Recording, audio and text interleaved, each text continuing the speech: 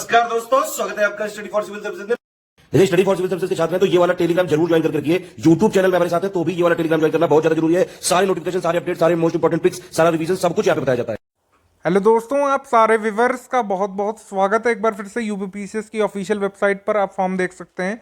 RO 2021 की vacancy announce हो चुकी है। यहाँ पर 337 पोस्ट ऑफिशियली बताई जा रही हैं और एक नॉर्मल ग्रेजुएट कैसे अपना फॉर्म भर सकता है आरओ पोस्ट के लिए, इसको हम देख लेते हैं।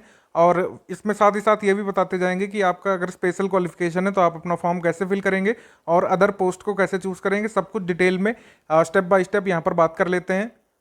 आपको बता दिया जाए कि हमारा पेड बैच जो है शुरू होगा। आरओ प्रीलिम्स की पूरी तैयारी उसमें करवाई जाएगी। 17 मार्च से शुरू है। आप चाहें तो फुल गाइडेंस के लिए ज्वाइन कर सकते हैं। इसमें पूरा मटेरियल दिया जाएगा, पूरा गाइडेंस दिया जाएगा, टेस्ट सीरीज आपको करवाई जाएगी और ये वन स्टॉप डेस्टिनेशन है आरओ प्रीलिम्स के लिए और आपको अदर कोई भी मटेरियल खरीदने की ज़रूरत नहीं पड़ेगी।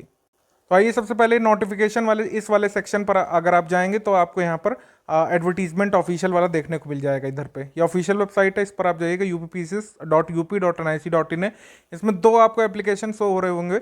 एक तो यूपीपीसीएस वाला है, इसका भी फॉर्म भर के हम दिखा चुके हैं। आपको फर्स्ट वाले पे जाना है। यहाँ पर समीक्षा अधिकारी, सहायक समीक्षा अधिकारी दिया हुआ है और यहाँ पर सबसे पहले यहाँ पर व्यू एडवर्टीजमेंट है। यहाँ पर आप एडवर्टीजमेंट डाउनलोड कर सकते हैं। हमने अपने फ्री वाले टेलीग्राम चैनल में भी डाल दिया है, इसको आप इसमें पढ़ सकते हैं। यहाँ पर अप्लाई पर क्लिक कर देते हैं। अप्लाई में आप देख पा रहे होंगे यहाँ पर 337 पोस्ट दिखाई जा रही हैं 337 ऑफिशियली साइट पर। अब क्वालिफिकेशन है, क्वालिफिकेशन पर मैं टैप कर देता हूँ और क्लैरिटी आ जाएगी आपको। क्वालिफिकेशन में क्या दिखा रहा है इसमें देखिए, एसेंशियल क्वालिफिकेशन डिटेल, यानी कि भारत में विधि द्वारा स्थापित किसी विश्वविद्यालय या यूनिवर्सिटी से आपको ग्रेजुएट होना चाहिए, अनिवार्य है। यानी चाहे एआरओ के लिए हो चाहे आरओ के लिए हो, आप ग्रेजुएट तो होना ही चाहिए। ठीक, उसके बाद देखिए डोएक ओ लेवल बता रहा है, तो DOEACC O level ARO post के लिए है। जो पोस्ट जो है ऑफिशियल नोटिफिकेशन में स्पेसिफाई की गई हैं, जिनमें ओ लेवल लगेगा उनके लिए। ठीक, हिंदी टंकड़ जो है किन किन पोस्ट में होगा ये ऑफिशियल नोटिफिकेशन में डाउनलोड करके आप देख लीजिएगा, उसमें लिखा होगा।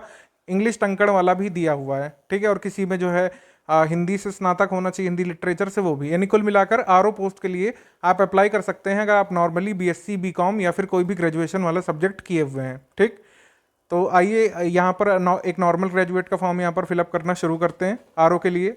बैक आप आ जाएंगे, आपको रजिस्ट्रेशन वाला दिखाएगा। आपको रजिस्ट्रेशन पर टैप कर देना इस तरीके से और रजिस्ट्रेशन में देखिए खुल गई है। अब आपसे पूछ रहा है कि आपने क्या यूपीपीसीएस का कभी फॉर्म भरा है। देखिए यूपीपीसीएस का फॉर्म अगर आप भर चुके हैं तो एक स्टेप यहाँ पर कम हो जाता है। एक स्टेप इस तरीके से कम होता है कि आपको उसमें फिर रजिस्ट्रेशन नहीं करना पड़ता है। आपकी नॉर्मल डिटेल्स जो है, माता पिता का नाम, कहाँ से आपका मतलब निवास है और आपका डेट ऑफ बर्थ क्या है और ग्रेजुएशन है कि नहीं है, ये सब पूछा जाता है। पहले स्टेप में आराम से आप फिल कर सकते हैं।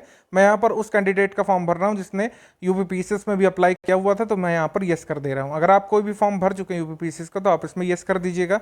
इसमें ओल्ड रजिस्ट्रेशन नंबर मांग रहा है, तो ओल्ड रजिस्ट्रेशन नंबर यहाँ पर हम फिल कर देते हैं उस कैंडिडेट का। तो बस आपको फिर रजिस्ट्रेशन संख्या यहाँ पर डाल देनी है और जो ये वेरिफिकेशन कोड टाइप आपको दिखा रहा होगा उसको आपको टाइप करके डाल देना है। अब यहाँ पर प्रोसीड पर क्लिक कर देंगे हम लोग। अब यहाँ पर जिस कैंडिडेट का रजिस्टर किया जा रहा है उसका यहाँ पर ओल्ड वाला रजिस्ट्रेशन नंबर और डिटेल शो हो रही है। यहाँ पर कॉन्फिडेंशियल डिटेल्स को हटाकर आप बाकी सब चीज़ें वैसे ही देखेंगे अपने फॉर्म भरते समय। यहाँ पर कैंडिडेट का नेम वगैरह और जो कैटेगरी वगैरह शो हो रही है। अब आपको बस यहाँ पर आकर क्लिक हेयर टू अप्लाई पर क्लिक कर देना है। यहाँ पर क्लिक हेयर टू अप्लाई। अब आपको इस तरीके का पेज खुल के आएगा। जितने भी पिंक फील्ड है आपको कंपल्सरली उसको भरना है। अब यहाँ पर आपको candidate's name, father's name, are you domicile of UP ये दिखाएगा। अगर आप उत्तर प्रदेश के हैं तो यस करेंगे, अपना नाम और फादर्स नेम सही भरा है देख लीजिएगा एक बार। फिर आपको ये वाली इन्फॉर्मेशन फिल करनी है कि आप मतलब जो आर्मी एक्स सर्विसमैन है, क्या आप हैंडीकैप हैं, क्या आप स्किल्ड प्लेयर हैं यूपी के, क्या आप डिपेंडेंट है फ्रीडम फाइटर के, ये सब आपको देख लेना है सही भरा है या फिर नहीं है। उसके बाद अगर आप स्टेट गवर्नमेंट के एम्प्लॉय हैं उत्तर प्रदेश के तो आपको यस नो इसमें चूज़ करना है। उसके बाद क्या आपको कभी डिबार किया है कमीशन ने, उसमें नो ही करना है आपको। यस करेंगे तो आप ऐसे ही नहीं भर पाएंगे इसको। और ईडब्ल्यूएस आप हैं, अगर उसको शो करना चाहते हैं तो यहाँ पर आपको चूज़ करना पड़ेगा। ईडब्ल्यूएस में आप आते हैं कि नहीं आपको चूज़ करना पड़ेगा यस नो। तो जो जिसका फॉर्म भरा जा रहा है वो नहीं आते हैं तो उनको मैं नो कर दे रहा हूँ मैं। ठीक है, तो नो कर दिया हमने इसमें। उसके बाद आपकी date of birth, gender, are you married और नॉट। उसके बाद भरना है आपको अपना मोबाइल नंबर और ईमेल आईडी भरनी है इसमें। एक चीज़ का यहाँ खासा ध्यान रखिएगा कि अगर आप इसमें कोई भी डिटेल भर रहे हैं, ईमेल आईडी और मोबाइल नंबर, तो आप लंबे समय तक उसको यूज़ करने वाले हैं ये सोच के आप भरेंगे, वरना फिर बाद में दिक्कत होती है। इसको आपको जो है पूरी प्रोसेस होने तक रखना पड़ेगा जब तक एग्ज़ाम हो नहीं पाता। फॉर एग्जाम्पल जैसे 2016 का एग्जाम कैंसिल हुआ था, तो 2020 में जब री एग्जाम हो रहा था तो रजिस्ट्रेशन नंबर निकालने में, एडमिट कार्ड डाउनलोड करने में खासी समस्या आई थी लोगों को, क्योंकि उन लोगों ने अपना mobile number, email ID change कर दी थी। उसके बाद आपको देखना है कि आपकी हाई स्कूल इंटरमीडिएट की डिटेल सही भरी है या फिर नहीं, और ये जो चेक मार्क है जो आपसे पूछ रहा है कि आपने इंटर किया है या फिर नहीं, उसमें आपको टिक करना है। अपना रोल नंबर वगैरह, ईयर ऑफ पासिंग और बोर्ड का नाम भर दीजिएगा। अच्छा, मेन जो चीज़ है उसमें आपको यहाँ पर बहुत ध्यान से भरना है। यहाँ पर पूछा है कि क्या विधि द्वारा स्थापित किसी विश्वविद्यालय से आपने स्नातक की उपाधि की है। तो अगर आप इसको नो रखेंगे तो आप आगे नहीं बढ़ पाएंगे, क्योंकि एक एसेंशियल क्वालिफिकेशन है। आपको इसमें येस पर ही क्लिक करना है। इस पर येस पर क्लिक करेंगे तभी फॉर्म आगे बढ़ेगा, वरना नहीं बढ़ेगा। इस पर येस पर क्लिक कर दिया। अब आपको चूज करना है कि आपने ओ लेवल किया या फिर नहीं, ओ लेवल या समकक्ष। एक बार फिर से काबिल तारीफ काम किया यूपीपीसीएस ने, समकक्ष का अर्थ नहीं बताया, जिससे आगे तक भी कंफ्यूजन बनी रहेगी। आप मेल करके पूछ सकते हैं यूपीपीसीएस से, लेकिन जहाँ तक मेरा अनुभव कहता है कि जिनका पीजीडीसीए है सॉफ्टवेयर से, वो लोग समकक्ष माने गए थे 2017 के रिजल्ट में, अन्य नहीं माने गए थे। ना बीटेक से, कंप्यूटर साइंस से पास आउट लोग ओ लेवल के समकक्ष माने गए थे, उनको हायर कह दिया था। एमसीए करे हुए लोग नहीं माने गए थे, और जो आईटी से किए हुए थे ग्रेजुएशन बीटेक में और एमटेक इवन किए हुए थे, उनका भी ओ लेवल के समकक्ष नहीं माना था आयोग ने। तो यहाँ पर विवाद रहेगा। अगर आपका ओ लेवल कंप्लीट हो चुका है, आपका रिजल्ट आ चुका है, आप ओ लेवल में पास हो चुके हैं, तो इसमें आप यस क्लिक करिएगा, अन्यथा इसको नो रखिएगा। उसके बाद आपका हिंदी में टंकड़ है, आवश्यक है, तो इसमें यस या नो आप कर सकते हैं। और अंग्रेजी टंकड़ का ज्ञान रखने वाले अभ्यर्थी को अभी अधिमान दिया जाएगा। अगर आपको आता है तो ही यहाँ पर यस नो करिएगा। अब यहाँ पर आपके मन में सवाल होंगे कि हम सीख रहे हैं या फिर जो हम इंस्टीट्यूट में हैं, क्या हम इसको यस नो कर सकते हैं। तो मेरे हिसाब से आप विवेकाधीन है इसके। मेरे हिसाब से जिनका ओ लेवल है वो ही यहाँ पर यस या नो करिएगा टाइपिंग वाले में, क्योंकि टाइपिंग तो अभी बीच में आप सीख लेंगे, लेकिन ओ लेवल आपको पास आउट होना जरूरी है। और ओ लेवल का फॉर्म जो है ऐसा नहीं होगा कि आप बीच में भर दें और बीच में पास कर ले तो माना जाएगा। अभी आपके पास रिजल्ट होना चाहिए कि आप ओ लेवल पास कर चुके हैं। बस फिर आपको कैप्चा यहाँ पर फिल करना है, फिर वैलिडेट एंड प्रीव्यू पर आप क्लिक कर देंगे यहाँ पर। अब इसमें आपकी पर्सनल डिटेल्स शो हो रही होंगी, और यहाँ पर आपने जो चूज़ किया है क्वालिफिकेशंस में, वो यहाँ पर कॉलम दिख रहा होगा। इसको बहुत ध्यान से भरिएगा, बहुत ही ध्यान से भरिएगा, वरना फिर इसमें मौका नहीं मिलता है बार बार एडिट करने का। तो आपने देख लिया कि आपकी क्या क्या क्वालिफिकेशन, उस हिसाब से आपने भरा। फिर यहाँ पर हम आगे बढ़ते हैं। उसके बाद यहाँ पर नीचे सबमिट एप्लीकेशन का आता है, वो दिखा नहीं पा रहा हूँ मैं क्योंकि ये थोड़ा सा मोबाइल में प्रॉब्लम है। नीचे सबमिट एप्लीकेशन हरा कलर से आता है, उसको आपको सही से टिक करना है। अब आपको यूपीपीसीएस कांग्रेट्स करता है कि आपने जो है रजिस्ट्रेशन सक्सेसफुली कंडक्ट कर लिया है। इसका एक बात ध्यान रखिएगा कि हर स्टेप में प्रिंट जरूर लेते रहें, क्योंकि बीच में अगर आपका इंटरनेट चला गया और कुछ भी चीज़ें हो गई, मोबाइल हाथ से छूट गया, कुछ भी चीज़ें हो गई, फॉर्म नहीं आप भर पाए बीच से, तो ये रजिस्ट्रेशन स्लिप जो है काम आती है, इसको आप प्रिंट कर लीजिए, अपने मोबाइल में सेव कर लीजिए इस तरीके से।